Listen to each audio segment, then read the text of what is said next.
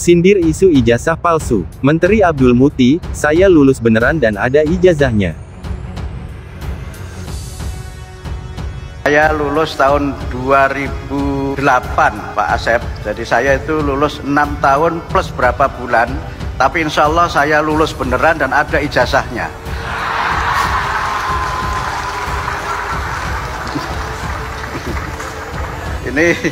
Ini penting ini menurut saya gitu. Karena seorang kepala daerah yang didemo terus oleh masyarakatnya, kemudian mengadu pada Pak Kiai Hasyim. Kenapa kamu didemo terus? Iya Pak, mereka menuduh saya, ijazah saya palsu. Yang benar gimana? Waktu saya beli kata yang jual asli Pak. Gitu. Kalau ijazah asli itu diminta hakim, diminta pengadilan untuk ditunjukkan, saya siap untuk datang dan menunjukkan ijazah asli yang ada. Ya ini ijazah saya, ya ini ijazah saya. Ya. Ini nomor seri ini ada kode fakultas, ada nomor induk di fakultas, ada singkatan dari fakultas, dan ada tahun lulus ya. Dan nama ini memang ditulis tangan ya. Jadi kalau ijazah asli yang keluar di tahun-tahun ini pasti namanya ditulis tangan, nomor induk di fakultas juga ditulis tangan ya. Tapi hakim yang meminta, pengadilan yang meminta. Oke lah ke pengadilan. Lalu orang bertanya akan ada rekayasa enggak? Ya pasti akan ada rekayasa. Kalau diminta hakim saya tunjukkan. Ya mudah-mudahan ini bentuk kepercayaan Pak Jokowi terhadap lembaga peradilan. Masalahnya mafia peradilan lagi on fire.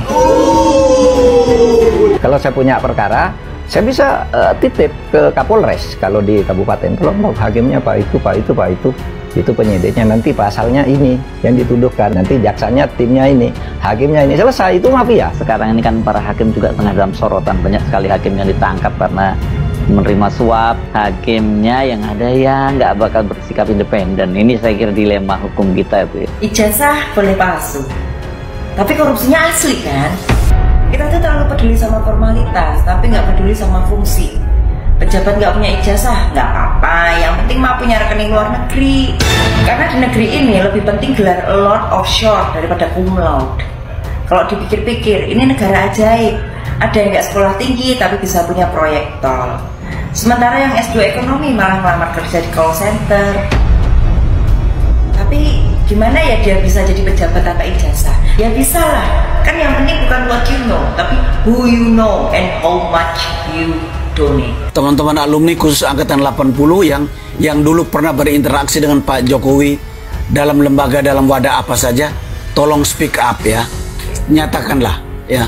Kalau memang tidak ada seperti saya ya belum pernah berinteraksi dengan beliau, ya saya tidak bisa mengatakan bahwa saya pernah bertemu Pak Jokowi di kampus kita waktu itu. Karena hakim adalah teladan rakyat. Ijazah SD, SMP, SMA, lengkap semua. Oke, berarti ijazah, karena yang concernnya narasi yang beredar luas adalah ijazah, makanya di bawah adalah ijazah. Tetapi ketika nanti suatu saat ditanyakan atau ingin dimintai, misalkan Mas Roy tadi mempertanyakan soal skripsi, berarti pihak dari Pak Jokowi siap untuk memberikan, Mas Yakub? Harus. Ya tentunya kan begini Mas, kemarin pertama ijazah, sekarang saya nggak tahu alasannya kenapa, mungkin udah mulai apa, saya nggak tahu lah, lari ke skripsi. Mungkin nanti next kalau dia terbukti ada donasi, apalagi lama-lama lembar absen setiap kelas mungkin nanti diminta. Enggak lah. Atau apa? Tapi kan tentu harusnya kami kan harapannya ini harus ada akhir agar terang benderang. Sampai mana ini mau dibawa? Lama-lama ntar dikaji juga setiap kelas-kelas yang Pak Jokowi ambil, bener nggak ini ujian atau tidak, nggak UTS nggak nanti? Ya, nanti kan kita nggak mau ini sampai selebar ke situ, gitu Mas. Jadi ya tentunya kalau itu tapi dipandang perlu oleh penyidik, ya kami siap tentunya. Iya, bagus. Oke. Saya lulus tahun 2008 Pak Asep. Jadi saya itu lulus 6 tahun plus berapa bulan. Tapi insya Allah saya lulus beneran dan ada ijazahnya.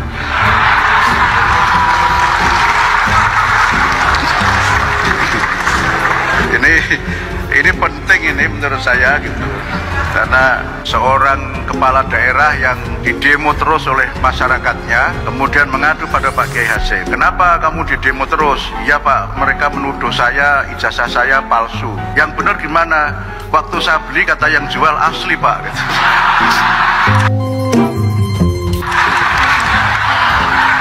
Karena kemarin Kemarin saya mengikuti ekspos survei KPK itu menyebutkan bahwa 98 mahasiswa perguruan tinggi itu nyontek. Kemudian banyak dosen yang menerima gratifikasi. Nah, mudah-mudahan tidak ada yang lulus karena dosen pengujinya menerima gratifikasi.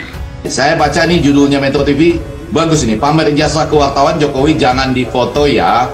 Kalau ijazah saya boleh difoto ya kan? Mau ketemu kapan? Saya persilakan untuk difoto supaya bisa tahu persis ada masalah atau tidak. Ini masalah yang si melekete ya, masalah yang betul-betul sebetulnya harusnya tidak jadi masalah kalau kita pernah kuliah. Lagi-lagi, ini jangan-jangan saya ajaklah semua orang di Indonesia yang menonton acara kita, Egan, Arya dan lain-lain, ayo posting ijazah kita di media sosial kita dengan tulisan begini, ini ijazahku, mana ijazahmu? Kalau bangga, berbahagialah alma matermu gitu ya. Ya kalau malu ada masalah mungkin dengan itu gitu. Jadi ayo kita posting sama-sama. Maksud saya begini, dalam konteks budaya pendidikan orang harus bangga terhadap ijazahnya, tidak untuk disembunyikan. Isu ini barangkali mereka merasa isu ini yang paling kuat dan bahkan bisa merembet juga misalnya ke ijazah-ijazah pihak lain termasuk keluarga Pak Jokowi dan lain-lain. Tetapi kembali terima kasih, ini Pak Jokowi sudah memperlihatkan walaupun ini baru sebagai awal karena tidak ada keterlibatan ahli yang bisa memutuskan di situ, tidak juga Arya ya, setidaknya begitu. Saya kalau diundang pun tidak bisa memutuskan apakah ini langsung asli atau tidak. Di pengadilan ya itu akan ada orang yang bisa melakukan verifikasi secara ilmiah ijazah itu, karena ijazah tidak berdiri sendiri kan ada siapa yang bimbing skripsi, ujian skripsinya kapan, isi skripsinya seperti apa, kalau masih ada. Kemudian baru ijazah itu seperti sesuatu lembaran yang bisa dilihat kiri kanan, time news, roman dan sebagainya itu. Jadi jauh lebih tepat bertemu dengan orang yang bisa melakukan semacam verifikasi ilmiah terhadap itu. Di situ dihadirkan ahlinya. Itu loh, ahli itu pasti pakai keker, pasti megangnya hati-hati, lalu melihat ini kiri kanan bener nggak ini fotonya, lalu siapa yang bisa memberikan kesaksian bahwa tahun segitu fotonya memang sedemikian rupa. Tapi lagi-lagi ini masalah yang seharusnya sudah selesai. Ini ijazahku, mana ijazahmu ya, nggak usah malu kalau tidak ada masalah dengan itu. Kalau bangga, berbahagialah alma mater. Kembali ke kasus tadi, kalau orang mempertanyakan tetap tentang kepalsuan atau ketidakpalsuan ijazah Pak Jokowi itu nggak salah juga kan? Nggak salah karena ada undang-undang keterbukaan informasi publik, di mana di situ dikatakan masyarakat berhak sepenuhnya untuk mengetahui dokumen-dokumen dan meminta dokumen-dokumen itu dibuka kepada publik demi transparansi. Kalau tidak mau buka, ada pengadilannya namanya Komisi Informasi. Itu dia bisa mengadili, ya, semacam peradilan semua yang keputusannya mengikat. Harus dibuka, buka. Siapa? Nanti dibuka aja di KPU, mana?